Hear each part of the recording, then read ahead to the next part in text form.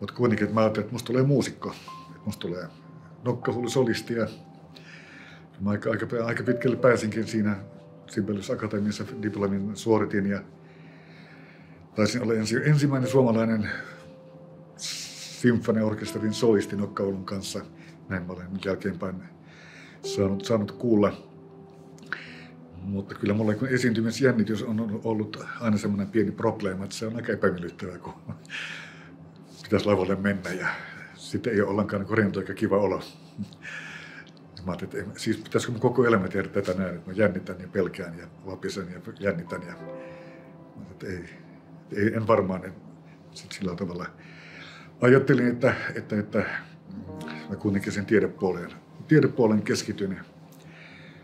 Sillä tavalla kyllä mä jatkoin soittamista, jatkan edelleenkin soittamista, mutta siitä ei kuitenkaan sitä pääammattia tullut. Siis semmoinen päätös, että me ei haluta painostaa lapsia muusikkouralle, vaan katsotaan, että mitä tapahtuu. Että aika paljon vanhemmat tekee ehkä virheenkin siinä, että ne painostavat liian voimakkaasti lapsen johonkin suuntaan. Mutta vähitellen huomattiin, että yksi toisensa jälkeen kuitenkin halusi valita muusikkouran ja lähtivät opiskelemaan vakavasti sitä. Ja nyt niistä kaikista 5 on tullut muusikoita, ammattimuusikoita.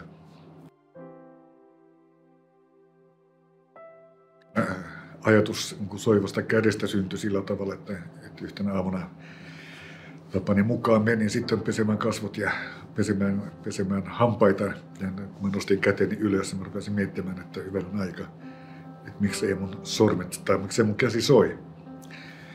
Ja ajatus on vaikea ymmärtää, että miksi mä rupean ajattelemaan soivaa kättä. Silloin pitää ymmärtää se, että olen aika paljon tutkinut musiikkikasvatusta ja pedagogiikkaa ja siellä on nimenomaan käsi on keskeinen musiikin opettamisen väline.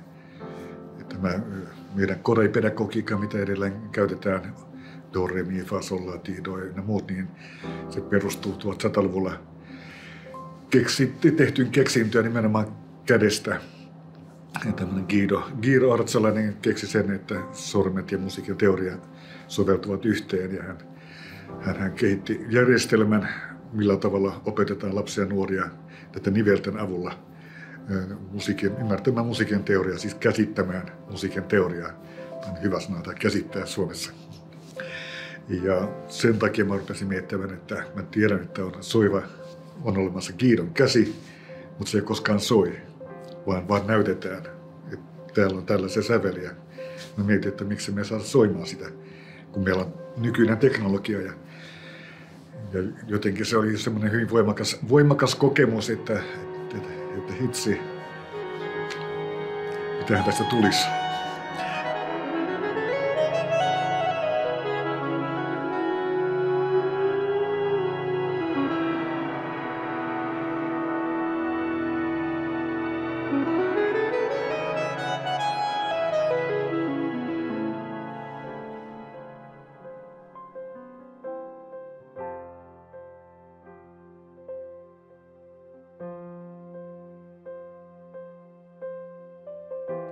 Auttoi se, että kun mä eri puolilla maailmaa konferensseissa esittelin tätä, niin mä yllättäen huomasin sen, että hyvin usein mun kanssa tuli jälkeenpäin puhumaan nimenomaan psykiatrit, psykologit, lääkärit, terapeutit ja sanoi, että hei, toi on jännä, me tarvittaisiin tämmöinen.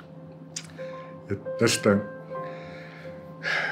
ryhdyttiin sitä keskustelemaan, että mistä sitä nyt, mikä sitä tämmöinen juttu on. Ei mutta koskaan mietittykään, että tuo alue olisi millään tavalla merkittävä tässä meidän innovaatiossa. Mutta kun joka kerta lähes säännöllisesti nimenomaan terveysalan ihmiset tulivat puhumaan, että hei, tuohon on jännittävää, meille olisi tästä hyötyä. Niin me otettiin tämän vakavasti ja ajateltiin, että olisikaan tosiaan näin. Mulla on onneksi tuttava piirissä paljon lääkäreitä ja yhden keskussairaalan lastenneurologian ylilääkärin kanssa keskustelin tästä asiasta, esittelin tämän tuotteen hänelle ja hän sanoi heti, että toihan on erinomainen, että ilman muuta. Ja sitten hän kertoi, että missä esimerkiksi kuntoutuksen puolella tätä ehdottomasti tarvittaisiin.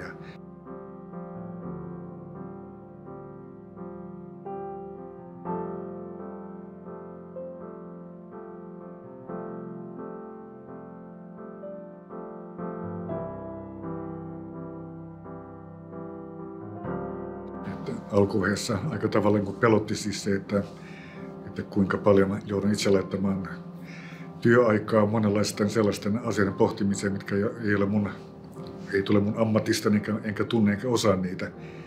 Mutta hyvin pian mä huomasin, että siis yliopiston tuki oli hyvin vahva ja sieltä tuli juuri sellaista apua, mikä liittyy tämmöisiin kaupallistamisprosesseihin tai patentointiin tai sellaisiin kysymyksiin, missä ei omaa asiantuntemusta lainkaan ole.